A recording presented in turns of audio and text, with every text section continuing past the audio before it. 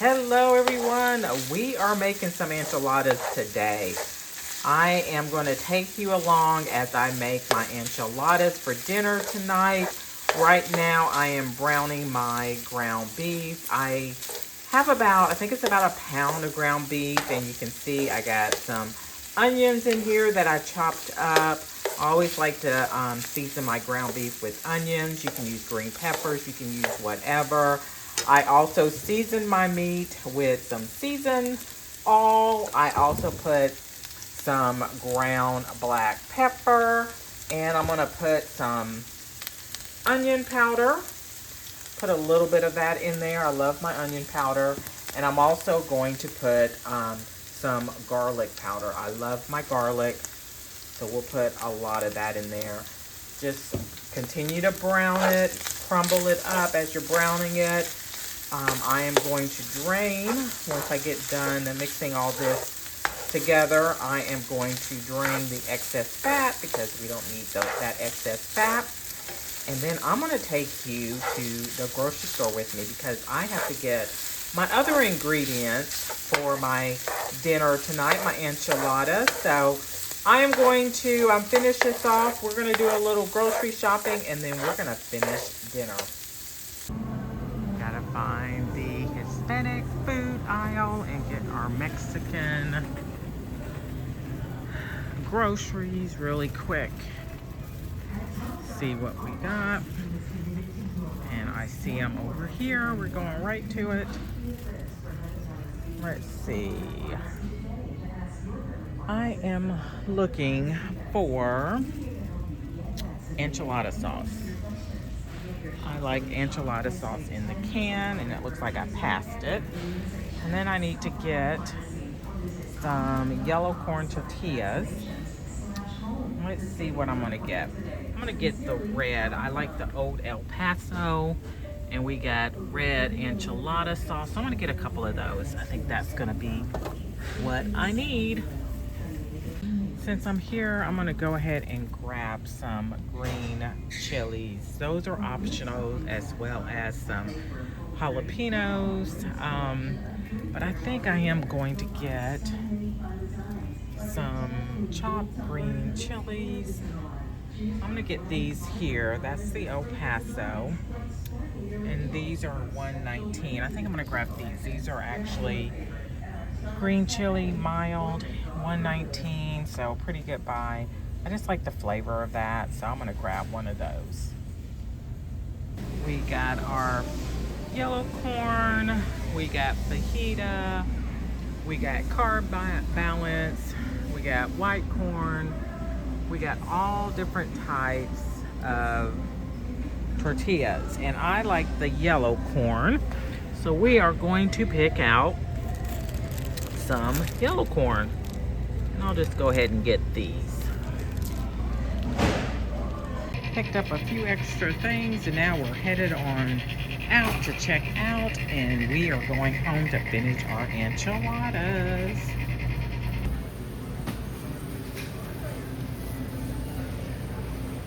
Hey you guys, we are back in the kitchen, and we are going to finish these enchiladas.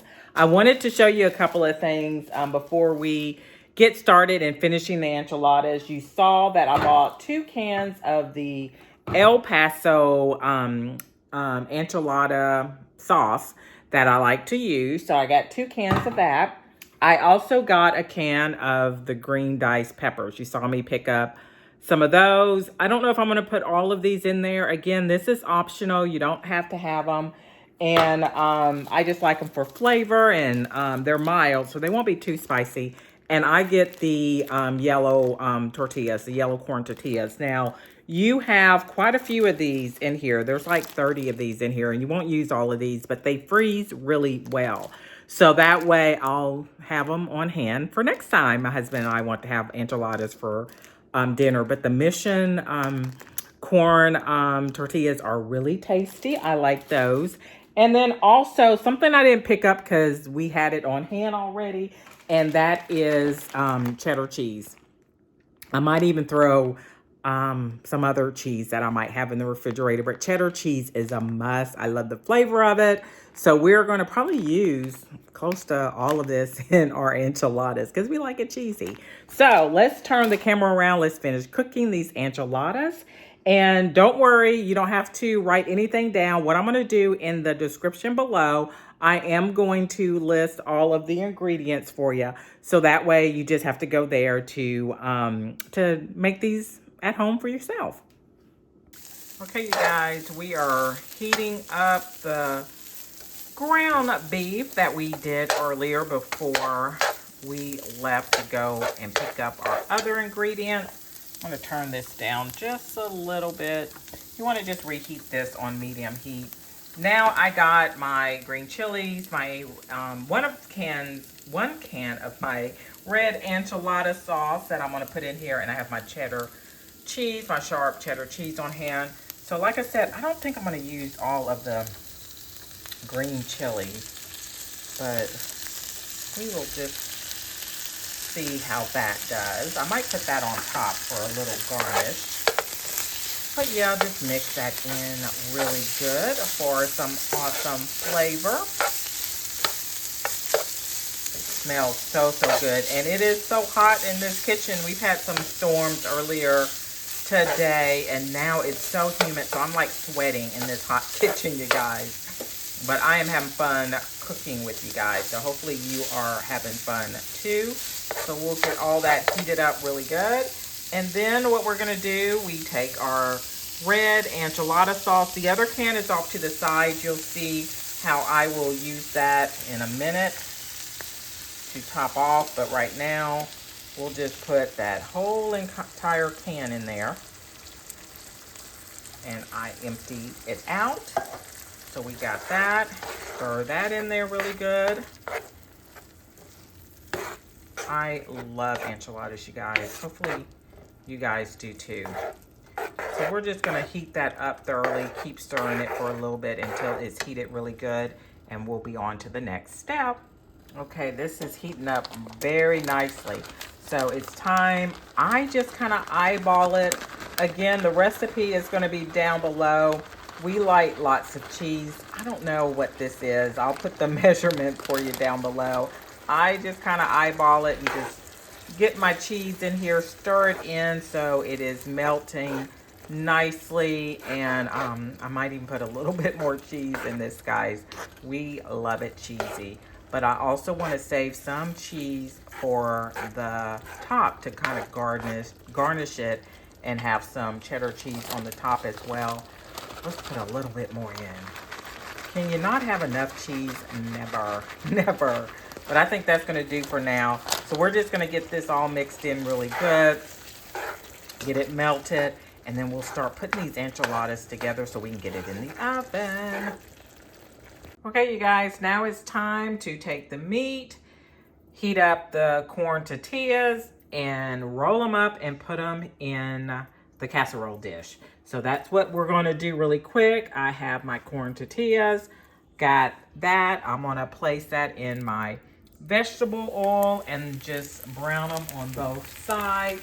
I just use 100% vegetable oil, and it just takes a few seconds to just lightly get them coated with your oil and get them heated up, and just turn them over and just let that heat up on both sides, and then you'll be ready to roll them and put them in your dish. Okay, I removed my pan off of the burner so I can show y'all this really quick. I'm going to try to do it with one hand, but I just used my fork and I put my corn tortilla that on both sides, I kind of heated it up in the vegetable oil. Now I'm going to take my ground beef that has the cheese and onions and all the seasoning and the green chilies, and that's been heated up, and I'm going to take just a generous amount here. Just get that in my spoon, and I wish this was a little closer, but it's not.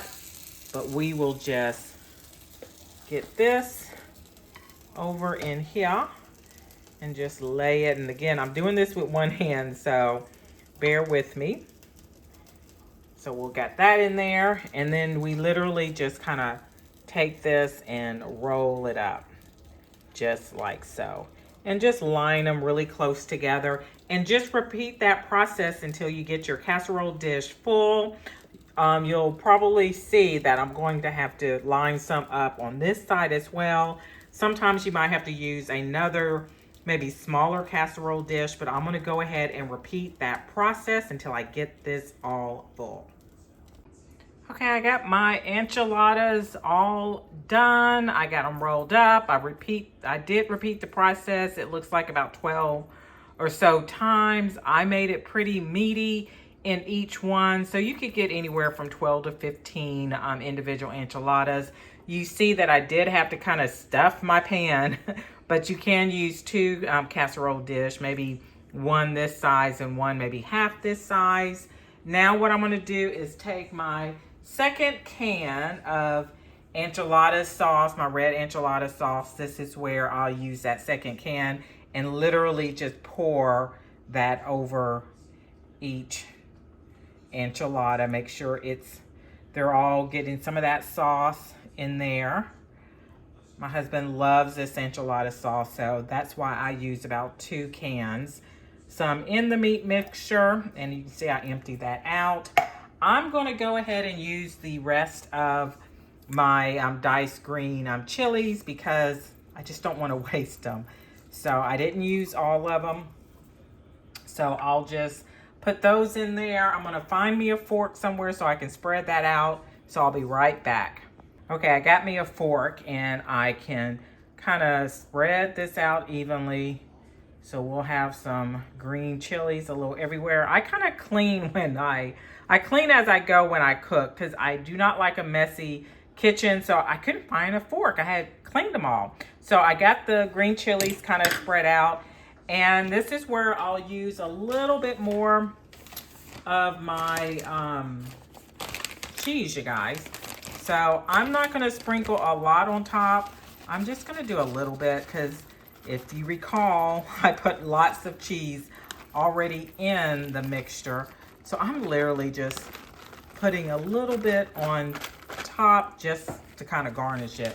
And I think that'll be enough. Now what I need to do is put this in the oven. I have the oven already preheated to 350. So these are going to go in the oven now, you guys. So let's get these in the oven. And I'm going to cook them uncovered. I just kind of want it to be really bubbly and juicy, and I'm gonna do it uncovered. So get this in there. And we're gonna do about 30 to 40 minutes until it is done.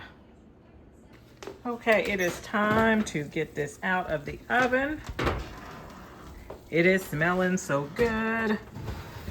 It's all bubbly. As you can see, all the bubbles. Doesn't that look good, you guys? Get this on the stove. There. So good. You just need all the juices to kind of blend in together and all of that. So about 20 minutes in the oven and it is ready, you guys. That looks so good. Now all it's left to do is to let this cool for a little bit. You can top this off with your sour cream, some guacamole. It is the perfect dinner for your family. Very fulfilled, it fills you up, very satisfying, and it freezes well too. So if you have any leftover, which I don't think you will, but if you do, you can put this in the freezer too for another meal at another time. But I hope you enjoyed this cook with me video. It was fun cooking with you guys and sharing this recipe. It's one of my recipes that I do a lot. My husband loves it. And it's actually really simple, you guys. There's a lot of steps, but it's really simple, very satisfying. It doesn't take a lot of ingredients, and I know your family will enjoy it too. So thanks so much for watching, and I'll see you next time. Bye-bye.